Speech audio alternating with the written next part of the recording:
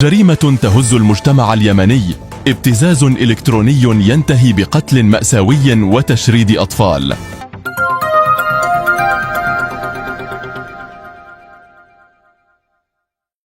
جريمة تهز المجتمع اليمني.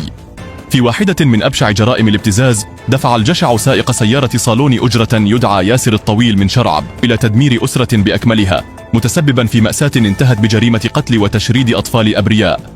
الأسرة الضحية: الزوج إدريس عبد الله مهيوب، قرية خشاع، بني عزلة، بني وهبان، مديرية شرعب السلام، تعز. الزوجة منال خالد عبده، 24 عاما، من عزلة بني سري، مديرية شرعب الرونة، تعز، طفل وطفلة. البداية فخ الابتزاز. عندما استقلت فتاة سيارة الأجرة التي يقودها ياسر، حصل على رقم هاتفها بحجة تسهيل التواصل لاحقا، لكنه استغله لنسج شبكة ابتزاز، فبدأ بمراسلتها حتى تمكن من إيقاعها في شراكه. بعدما سافرت مع أطفالها للالتحاق بزوجها المغترب في السعودية، ظنت أن الكابوس انتهى، لكنه كان مجرد بداية الجحيم. تفاقم الجريمة الابتزاز والتهديد. واصل المبتز تهديدها بنشر المحادثات إن لم تتواصل معه، واضطرت الضحية للاستجابة خوفا من الفضيحة، لكنه لم يكتف بذلك، بل صور مكالمته معها ليبتزها لاحقا بمطالب مالية تحت ذريعة إصلاح سيارته. ورغم إرسالها المال، لم يتوقف جشيعة وحشيته، حتى قررت مواجهته قائلة: افعل ما شئت وانشر ما شئت. الفضيحة والانهيار. نفذ المبتز تهديده ونشر المحادثات، مما أشعل فضيحة كبرى وصلت إلى زوجها الذي لم يتردد في الاعتداء عليها بالضرب المبرح قبل أن يطلقها ويطردها من المنزل، تاركا إياها بلا مأوى أو دعم. عائلتها رفضت استقبالها، لتنهار حياتها تحت وطأة الصدمة النفسية والاجتماعية. الانتقام القاتل. في لحظة يأس وانهيار، انتظرت الزوجة حتى نام زوجها، ثم سكبت عليه زينا مغليا تسبب في حروق قاتلة أودت بحياته، وهكذا تحولت من ضحية إلى جلاد. الحصيلة: ضحايا بلا عدالة. اليوم تقضي الأم عقوبة السجن في السعودية، بينما تشرد أطفالها بلا عائل، يعيشون مصيرا مأساويا لا ذنب لهم فيه. أما المبتز ياسر الطويل، فتم القبض عليه في الحوبان بعد اعتراف أصدقائه بأنه كان يتفاخر بجريمته، لكن محاولات الوساطة القبلية لإطلاق سراحه تهدد بإفلاته من العقاب. نداء للعدالة. نطالب بجعل هذه القضية قضية رأي عام، والمطالبة بتطبيق أقصى العقوبات على الجاني، ليكون عبرة لكل من تسول له نفسه استغلال الضحايا وابتزازهم. شاركوا القصة وانصروا الضحايا، وحاربوا الابتزاز قبل أن يودي بحياة الأبرياء. القصة باختصار حق موضوع ياسر الطويل والبنت الذي عدمت زوجها وعدمت عيالها وعدمت حياتها وحلت عليها اللعنة. هذه بنت كانت ناوية تسافر للسعودية تعيش مع زوجها، فهي أعطوها رقم شخص سائق صالون يوصل الركاب، تواصلت معه وثبت أولادها والدنيا طيبة حتى وصلت للسعودية. وصلت السعودية عادت مع زوجها والدنيا ما بش فيها أي إشكال، لكن بدأ هذا الشخص الخبيث يتواصل معها، استدرجها حتى تحدث معها إيمو صوت وصورة. بعد ما تكلم معها صوت وصورة، بدأ يبتزها بالدردشة وبالصور الذي حفظت عنها. يا الله دحني من عيالي الدساء الذي هناك وهذا أجل. بعدها الرجل كيف حولت له فلوس، قال أبغى فلوس، حولت له فلوس، أبغى فلوس، حتى البنت قررت إن هي توقف الحوالات. قالت له قررتها ما قررتها بقى أنا لا يمكن أجيب لك فلوس، تفضل اجلس. تمام. بعدها يا جماعة الخير استبد أنا وأنت، كلام تقشعر بها الأبدان، والله إنها تقشعر الأبدان ويفور الدم تماما على هذه الجريمة الذي تهز اليمن. قررتني ما تعطيش نهائيا.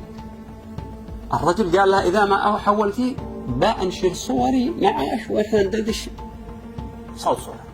قالت لا أفعل الذي تسبق، أنا لا يمكن أحولها. هي لا تتخيلش نهائيا أن الرجل بتوصل بها الحقارة والدناءة والخفة إلى المستوى هذا، ولا أنه ينشر يعني صورتها. طبعا أنا بعلق بعد القصة باختصار على أساس أفهم أنا وأنت أيش مشكلة الترند في بلادنا، أنه عاطفة. يلا مش قصة أنا أفهم دروس، قال الله لقد كانت في قصصهم عبرة لأولي الألباب لي ولك، نفهم القصة هذه ونخرج منها بزبدة. مش يلا ننهج عاطفتنا. بعدها نشر صورته هو وياها وكتب كلام قبيح قبيح قبيح ما يقدرش إنسان يقرأه إلا ويفقد صوابه. شاف زوجها الموضوع أو وصل خبر له عن زوجها طلقها وضربها ضرب شديد وقال لها تخرج من بيته ما تروي صورتها. فأخذها زوجتي إلى الليل وأخذت زيت مغلي في قمة الغليان وسكبته على وجهه حتى تعور عوار شديد، يعني حط لكم صورته. أسعفوا إلى المستشفى، مات في المستشفى وأخذوها إلى السجن وتيتموا الأولاد وأصبحت الأسرة مبعثرة وتهدم البيت. الآن أنا اشتي أفهم أنا وأنت النقاط المفصلية وبين السطور في هذه القصة. أول نقطة أفهمها أنا وأنت في هذه القصة، البنت ليش تأخذ رقم الرجل هذا؟ ما فيش رجال يتواصلوا معه. نفترض أخذته بشكل عفوي ومنطقي وبسبب شرعي وانتهى الكلام. طيب الرجل بدأ يتواصل معها، طيب نقول تراسلت معاه بشيء طيب وودي ونظيف ومحترم عوافي، ولا تخدعنا بالقول في أطمع الذي في قلبي مرض. نفترض أن كان كلامها كلام محترم ومحتشم. طيب هو عندنا ابتزها، ما يمكن إطلاقا يبتزها إلا بكلام خبيث وسخ ودنيء صدر منها. أكيد إنه أخذ منها كلام مش كويس. لو إن البنت كانت شريفة وعفيفة ونظيفة وموقفها أبيض كانت ترفع رأسها بدون أي خوف، لكن لأني تفاعلت معه لأن الخطيئة كانت من عندها بالدرجة الأولى. طبعا أنا ما أبرش المجرم، هذا مجرم بكل اللغات، مجرم كبير جدا جدا، ولكن من الذي أعطاه مفتاح البيت وفتح البيت ودخل هدم البيت ويتم الأولاد؟ هي السبب، هي نفسها. أصلا كل شارع فيه 100 ولد سوق يبحثوا عن البنات.